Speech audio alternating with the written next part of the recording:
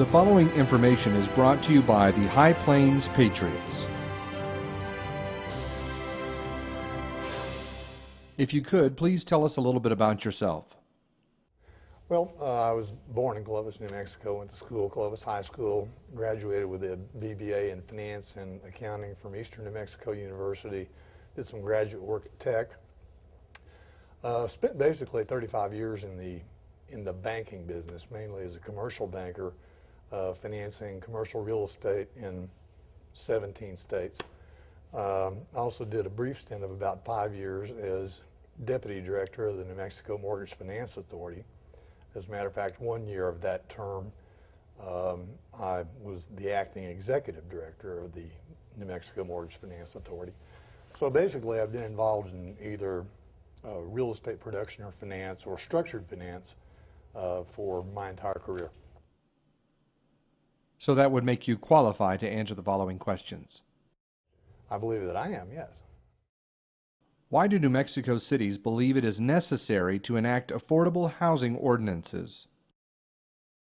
That goes back to, it's not even a unique characteristic. It is in the Midwestern to Western states. Most of those states in their constitution put an anti-donation clause in there, which basically says that neither the state nor a political subdivision of the state can either lend its credit or give anything of value to any sort of private enterprise. And it stems back to basically a debtor's revolt against public railroad bonds that were issued to construct the railroad back in the late 1800s, mid to late 1800s. And New Mexico has this clause in its constitution, and recently there was a constitutional amendment, again fostered by these affordable housing advocates, which declared affordable housing to be an essential public purpose. So there is a way to get around that anti-donation clause now that that amendment is in place, but it requires that a plan be presented and adopted by cities, and that an ordinance be presented and adopted by cities. And these are basically preferred providers on the plans that are guided by the New Mexico Mortgage Finance Authority, and they're canned ordinances that are produced in all these cities, and they all basically look alike. So, but without the ordinance, without the plan, you can't take advantage of being able to donate things or give away things as a municipality under the New Mexico Constitution. So that's the purpose. That's the reason. What is the mechanism or mechanisms by which recipient income limitations imposed by these ordinances are enforced? They typically take the form of either deed restrictions or land use restrictive agreements, which permanently or for a very long length of time encumber the real estate, the underlying real estate. And the reason for that is because in the ordinance, of course, and in the New Mexico Affordable Housing Act, there are time-linked restrictions. If we're going to give you something, then you're going to have to live with these restrictions for a certain length of time. The problem is that it's impossible to get rid of those restrictions. They're clouds on title. They're permanent. They create a great deal of difficulty in lenders assessing how they would loan on it, and it creates a number of problems. For instance, when homeowners that are in these projects try to sell their homes they're restricted as to who they can sell them to. So it creates a lot of problems. What effect do these enforcement mechanisms have on the ownership and rental housing markets? Well, on the ownership housing market, it does a number of things. One, the way it typically works is if you have a subdivision of single-family homes, is the municipality restricts a certain number of those dwelling units, requires them to be sold to people at or below a certain income level. When they do that, the only way for the developer to make up for that is to raise the cost on the other homes in the subdivisions. So you have your neighbors basically supporting your ownership. Then once again, when it comes time for you to sell, if you're in one of the subsidized units by your neighbors, you frequently have difficulty finding somebody because there is a deed restriction that requires you to find a person that fits within those income limits to buy that home. In the rental housing market, what it does is the only way to compete for that low income segment is to lower the rents down below a certain point. So it undercuts the rest of the rental housing in the marketplace. You know, these are typically new buildings with all the bells and whistles that, you know, are rented at or below what other rental units in the community are rented at. So you have this double whammy on both the ownership and the rental markets that just creates a lot of really unnecessary chaos. Once an ordinance like this is enacted, is there any way for the city to retreat from it or repeal it? Technically there is, practically there is not. Simply because the affordable housing advocates, the people that want this, come out of the woodwork and prevent any modifications or changes. Santa Fe right now is going through that same thing, trying to modify their affordable housing ordinance, and I don't believe they're going to get it done. Simply because once it's in place, it's very hard to get rid of it. Briefly describe your experience with working out or liquidating troubled affordable housing projects in other markets. Well, I've done that either as a lead banker or a banker in a participation arrangement with another local bank in states ranging from Texas to the Pacific Northwest. And I can tell you that on the single-family home ownership side, it's very difficult because those lots have to be developed, but they can't be sold.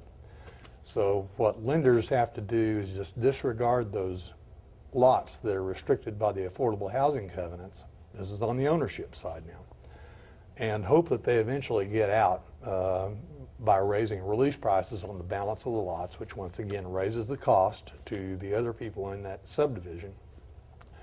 On the rental housing side, excuse me, on the rental housing side, once again, because those are deed restrictions that you cannot get rid of, when those things turn sour, it is very difficult for a lender, and every one of them requires a lender because of the way the equity contributions come in. But it's very difficult for a lender to get out because you cannot foreclose those restrictions. They can't be foreclosed. I have counseled lead banks in other markets to release their lien, charge off their loan, and walk away. Of course, there are other ways to deal with that, but they're all equally distasteful, both to the market and to lenders trying to recover their investment.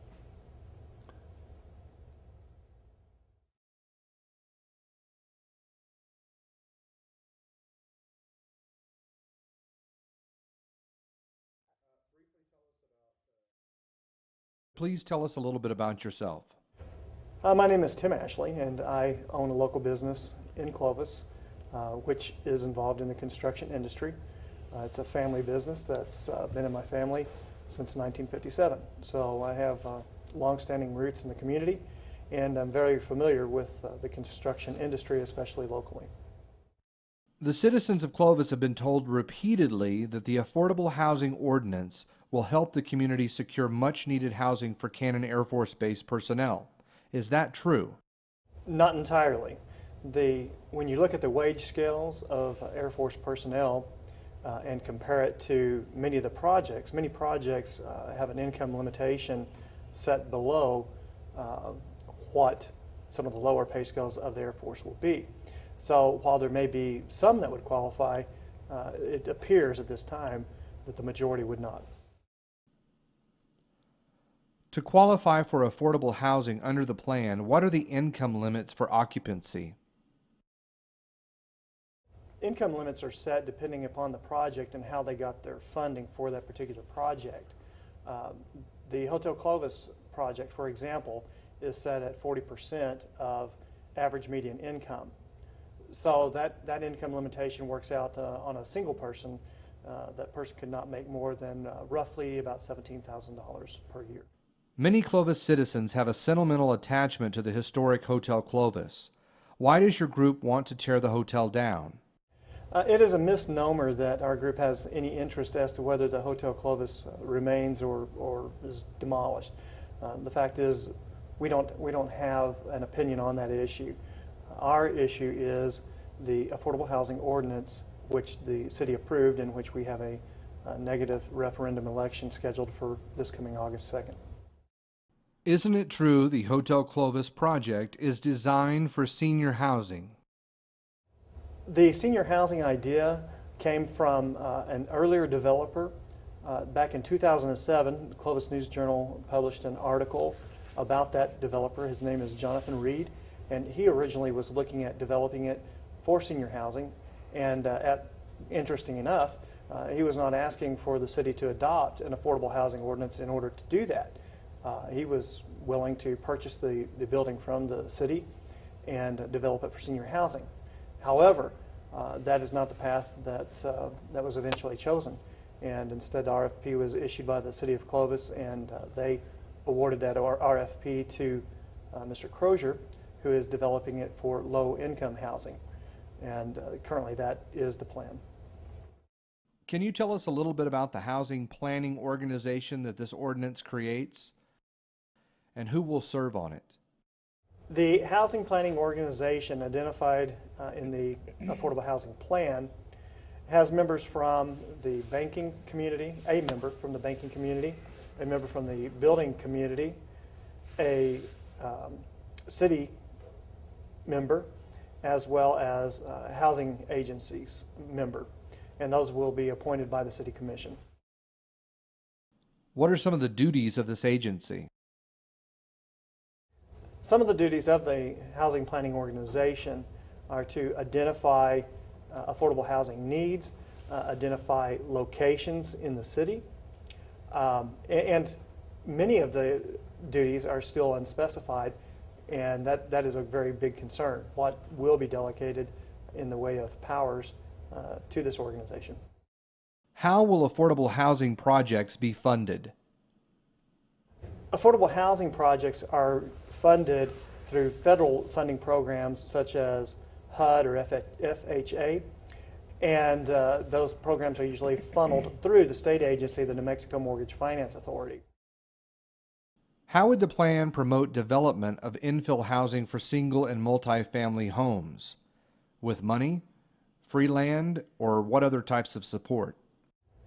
The Affordable Housing Plan and Ordinance allows the developer, a developer, to approach the city for either money, straight out cash, in the way of loans or grants, can be assets in the way of providing free properties, free infrastructure, parking lots, landscaping, to mention a few. Those are all listed in the Affordable Housing Ordinance. It is amazing to me what they're willing to give of our taxpayer assets or dollars. How would developers qualify for such help? Developers will qualify to utilize these incentives from the city if they go through the New Mexico Mortgage Finance Authority and adhere to their guidelines for their projects. Will this ordinance help the local building industry and local contractors? This ordinance will not help general contractors in the community for unless they learn how to jump through all the hoops that you have to go through to do this type of project. And currently in the state of New Mexico, there's only a handful of developers that know how to go through this process. So when it comes to general contracting, no. Will suppliers and subcontractors benefit? Well, they will benefit only to the point that they would from any project, whether it be affordable housing or just privately developed rentals being built. So, no, I don't see an impact to local subcontractors and developers, or local subcontractors and suppliers. And certainly at this time, I don't see any local general contractors that would benefit from it. How do affordable housing costs compare with locally built projects? Well, the concept of affordable housing, everybody believes that we should have housing that is affordable. So you have the concept, but then you have the government definition of affordable housing, which means it's subsidized housing at some level, either during the construction process or through the rental process. And it's my belief that we can find free market solutions, because if you look at a community immediately to our southeast across the state line, which would be Lubbock, Texas, recently my son purchased a home there which costs less than $76 per square foot. It's brand new construction, a starter home, not a high-end home by any means, but a good home. And I believe that if we would look at communities like that, which have addressed affordable housing, especially along the lines of home ownership, rather than just trying to get everybody to rent, let's provide a pathway for home ownership and a way to do that affordably. That house would fall well within the 80% AMI target group, and I think that is the way we can help people the best, is through free market solutions. How does the city select developers? The Housing Planning Organization will have the authority to solicit a particular contractor / developer for a given project. It will not have to go through a typical RFP process. Does passage of this ordinance create liability on the part of the city, either on the face of the ordinance or in unintended consequences in the future? I believe that there are many unintended consequences that will result from this ordinance if it's allowed to pass. And the greatest majority of that will be from advocacy groups through the court systems and in court challenges to the ordinance. What I have researched recently, and anyone can do this on a quick search on the web, is find where cities have enacted these because they felt like they had an affordable housing issue they needed to address, and later they come back to see some unintended consequences and think we need to draw this back some and reevaluate. However, at the point they try to do that, the floodgates seem to burst open with lawsuits and court challenges from multiple advocacy groups and so forth. And this is actually taking place currently in Santa Fe over a similar affordable housing ordinance. And so once you have it in place, it actually gets left from the hands of the commission as far as their ability to utilize that, and becomes a tool that can be used through the court systems. And before long, outside groups can dictate how you will apply your ordinance rather than your local elected officials. I see that as a huge danger and potential outcome of this ordinance. There's also liability directly allocated to the city in the language of the ordinance itself. The ordinance designates MFA as the arbiter of whatever the city does. The city has to ask the MFA whether or not the particular criteria of any particular project fits the New Mexico Housing Act, MFA's guidelines, and the city's own guidelines.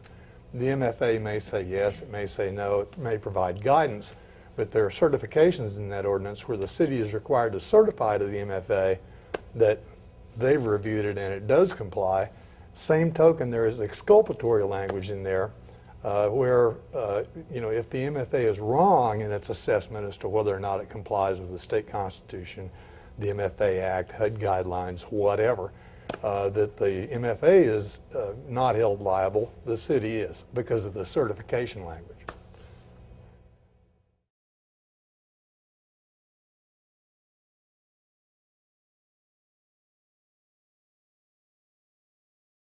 Please tell us a little bit about yourself. I am Kim Runyon. I'm the past president of Plains Patriots. My husband and I own a farm, and I manage the office at a dairy outside of Clovis. The High Plains Patriots have enacted a negative referendum on the Affordable Housing Ordinance passed by the Clovis City Commissioners. What is a negative referendum and how does it work? When the city commissioners pass an ordinance, there is a time frame in which citizens can solicit a petition that is okayed by the city attorney, and once that petition is certified, then any advocacy group or any group of citizens can go and collect the required number of signatures. In this case, it was 456 signatures of registered voters that live inside the city limits of Clovis that had to be collected. We collected well over 600 signatures for this negative referendum.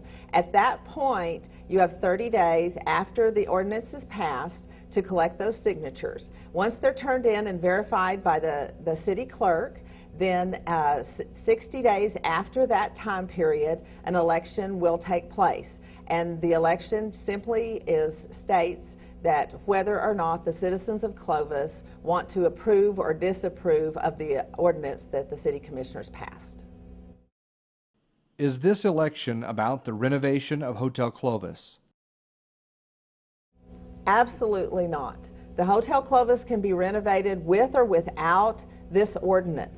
Mr. Crozier can decide to finish the project on his own if he chooses. The election that is taking place on August the 2nd is not about the Hotel Clovis. It is about the Affordable Housing Ordinance 1957-2011. If the Hotel Clovis is renovated by Tierra Realty, is it going to be low-income housing or senior housing?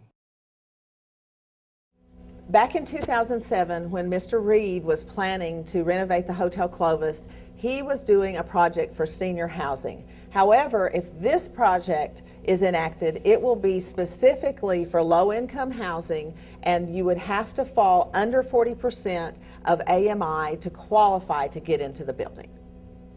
Also, in the renovation plans of this building on the second floor is basically dedicated to a child care facility. And so when you have a child care facility in an apartment complex, it quickly makes you understand that it's not for seniors. It is for younger people that fall in a low-income bracket. How long will it be low-income housing? That's one of the issues that we have with the city having the Affordable Housing Ordinance and Mr. Crozier doing the project with the city, giving him a $1.2 million loan. This will be a low-income housing project for 40 years. It cannot be anything else. It has to stay with that structure of low income for the next 40 years. Is the mission at Cannon Air Force Base contingent on the Affordable Housing Ordinance passing? Absolutely not. Federal law states that a military installation cannot influence the politics of the city that they are attached to. And so they cannot require us to do things based on the contingency of their mission staying. And so we feel like that it is very unfair that the community has been misled about that, because the mission at Cannon has nothing to do with this Affordable Housing Ordinance, and if they stay or they go, that is strictly a federal Department of Defense issue.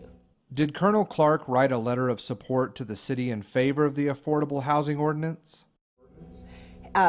He is explicitly not allowed to influence politics in this town. He wrote a letter that stated that the Air Force Base was for affordable housing in Clovis, but it was not tied to the Affordable Housing Ordinance. He is only able to say that he would appreciate affordable housing, but also in that letter, the other concern is he talks about the airmen buying housing, and the BAQ allowance is very specific that is for rent. not for purchasing a home. And so just because he said that he was glad that there would probably be homes built in the $120,000 to $175,000 range, the problem is their BAQ is for the rent, not for purchasing. Also, the Affordable Housing Plan does not address home ownership issues. It is only related to rental issues in our city. Is your group against subsidizing housing for poor people?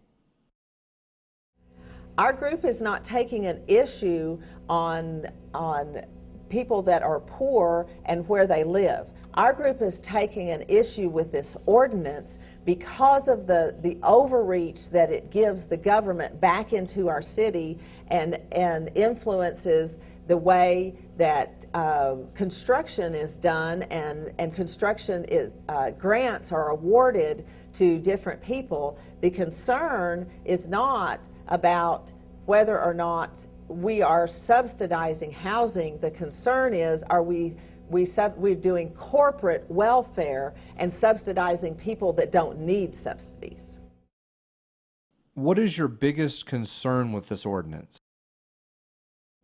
Our biggest concern with the ordinance is that it gives more power to the MFA and to HUD and to advocacy groups, and so it takes away the power and authority that citizens have to directly affect their community, and it gives it over to government.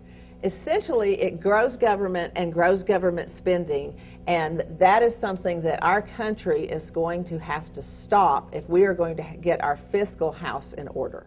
In addition, I believe that this ordinance provides a gateway for corruption in our local government, all the way from how it sets up the housing planning organization with individuals who have vested interest in housing construction and developments of projects.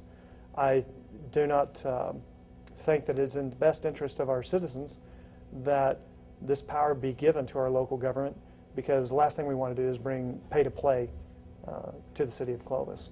And I believe that we can achieve affordable housing without the Affordable Housing Ordinance. I believe that there are free market solutions that we should pursue, and that should be the direction that we take.